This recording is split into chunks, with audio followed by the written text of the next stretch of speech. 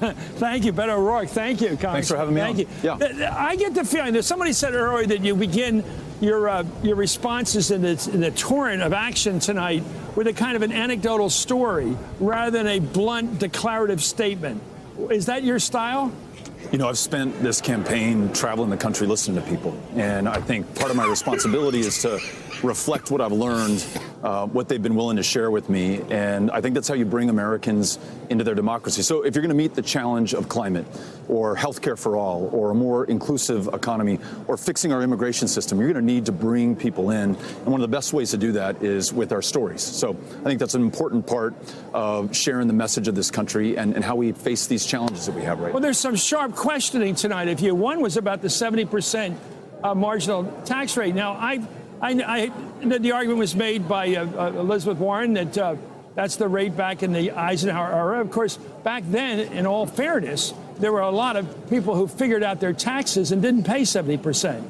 It may have been on the books, but people didn't pay it. Yeah. And so I'm on question. When you answer the question now, because you didn't before, are you for a 70% marginal rate? No, I'm not. Okay. What I am for, and this gets to the spirit of the question, is changing our tax code to make it fair for everybody, to ask the very wealthiest to pay their fair share, to ask corporations to pay their fair share. What would as well. be a rate that you'd be happy with? So what if we took the corporate rate not back up to 35% where it was, but to 28%? You would generate hundreds of billions of dollars. What about individual rate? That You affects generate everybody. hundreds of billions of dollars. I think individually, if you taxed capital at the same rate that you tax ordinary income, you would generate hundreds of billions of dollars.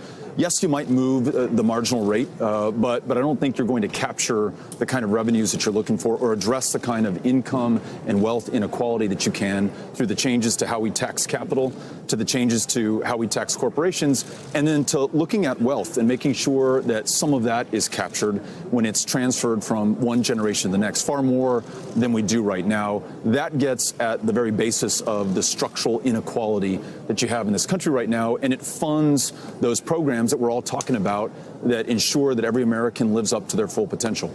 You know what I heard tonight? I heard a lot of people competing for how much they could give to people and arguing that they would take that money from the wealthy to pay for it. And people seem to be competitive about that. You know, community college, you know, Amy Klobuchar, other people saying all public college, all university, all paid for by the government. Right. All student loans paid up by the government. Is that a problem of your party right now, that people are competing to offer money transfers from one economic group to another in a way that it really has become galloping at this point, the promises? Well, we certainly can't win or achieve these goals by pitting one set of Americans against another set of Americans. Are we doing that? We got to bring everyone in. So I'll give you an example. You mentioned college affordability.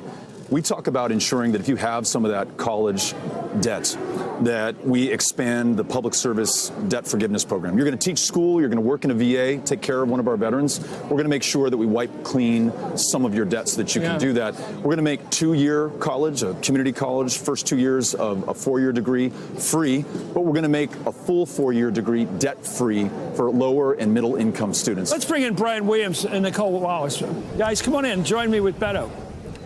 Nicole. We talked last time, and I find it notable that all of your policy prescriptions are wrapped around things that you hear on the campaign trail. Sort of the way you organize the policies is around who they would help, whose concerns and questions they would answer. I do still think it's interesting that there is just a snark to the way you're treated, whether it's by the media or by the other Democrats on stage. And I wonder what that's what it looked like to me as someone rooting for you're rooting for everybody. I think a big field helps all of us. It's certainly more fun to cover. But you were singled out, you were targeted, you were attacked, and I wonder what that was like.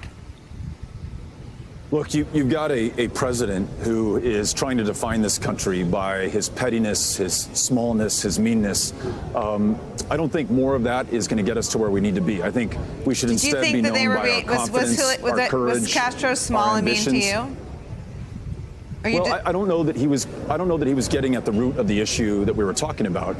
I'm talking about rewriting this country's immigration laws in our own image. Never again caging children, ensuring that those who've been separated are reunited, going and investing in the solutions to these challenges in Central America so that no family ever has to make this journey, ensuring that we don't criminalize families who are fleeing persecution and violence when they arrive on our border. In fact, I would not detain them. I would release them through a family case management program. The 9 million green card holders in this country, I'd make sure that they become U.S. citizens as soon as possible. The more than 1 million dreamers, free them from any fear of deportation, and then make sure that millions more working the toughest jobs in the United States of America can register with our government and contribute even more to our success.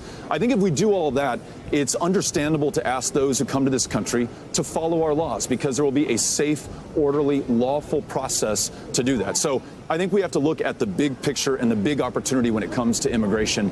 That's what I'm focused on right now, and that's reflective of what I'm hearing from folks across this country. Well, hey there, I'm Chris Hayes from MSNBC. Thanks for watching MSNBC on YouTube. If you want to keep up to date with the videos we're putting out, you can click subscribe just below me, or click over on this list to see lots of other great videos.